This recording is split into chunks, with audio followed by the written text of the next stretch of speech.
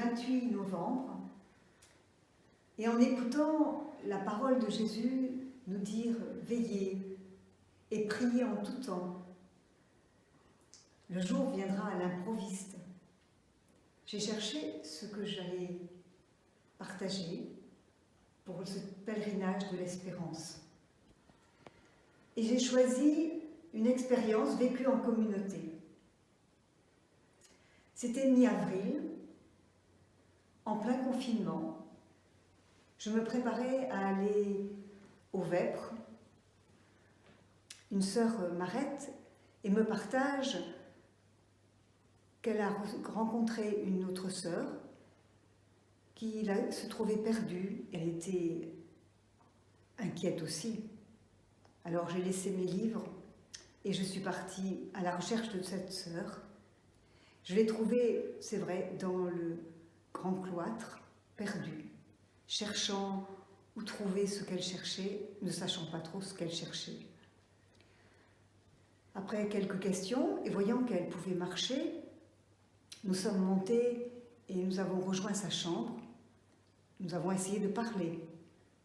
Mais je voyais bien que les mots ne venaient pas comme elle voulait. Au bout de quelques instants, je lui dis, je pense qu'il serait préférable qu'on aille aux urgences à l'hôpital.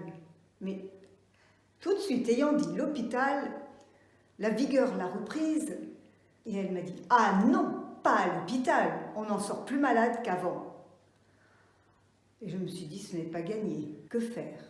Alors je suis sortie de la chambre, j'ai rencontré d'autres sœurs qui m'ont grandement encouragée à téléphoner aux urgences. Je suis revenue vers la sœur et je lui ai dit, je pense, et tu vois bien que c'est difficile, que les mots ne viennent pas comme tu veux, que tu ne parviens pas à exprimer ce que tu désires et que ce n'est pas normal et qu'il serait préférable que nous allions faire des examens aux urgences. Et là, miracle, elle ne s'est pas opposée. Alors, elle s'est habillée, on lui a pris une robe de chambre chaude, on ne trouvait pas les papiers, on est parti sans papier, et nous sommes partis. Pendant la route, elle semblait paisible. Et à un moment donné, je lui ai dit que quelqu'un téléphonait et disait qu'il allait prier pour elle, et elle avait un beau sourire. Quand nous sommes arrivés aux urgences, il faisait noir.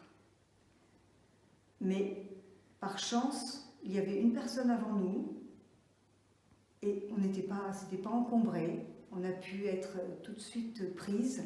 Je suis rentrée avec elle et le médecin a posé quelques questions, entre autres si elle voyait où on était. La réponse n'a pas été très très probante. Il a pensé qu'effectivement il y avait quelque chose. Alors on a dû la laisser là.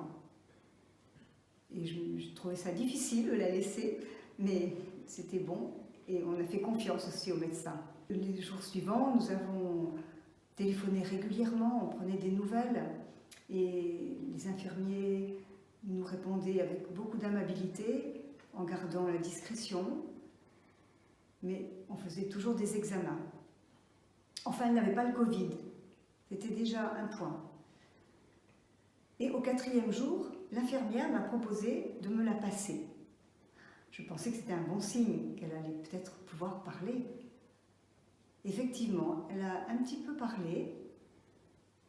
Elle a répondu à des petites questions, sans trop de mal. Et je lui ai demandé si elle pouvait lire. Non, elle ne pouvait rien faire d'autre que de prier la Vierge Marie. J'avais oublié de dire que quand on est parti, le chapelet était là et qu'elle le priait. Et puis les jours ont passé et les examens ont continué et elle nous dit « Ah bien, je sais bon, je vais partir, je vais sortir mercredi ». Alors mercredi, nous nous préparons et nous sommes toutes heureuses de l'accueillir. Et nous l'accueillons ce mercredi après-midi.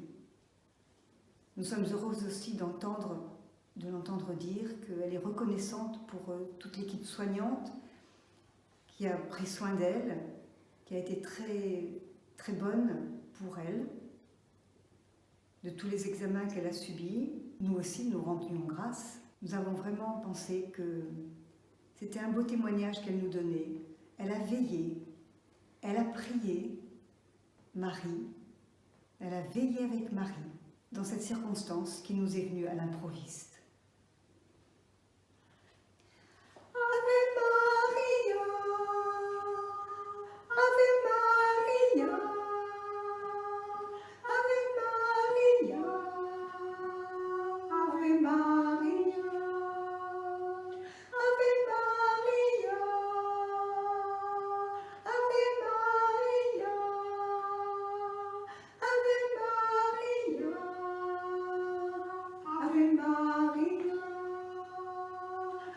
Ave Maria,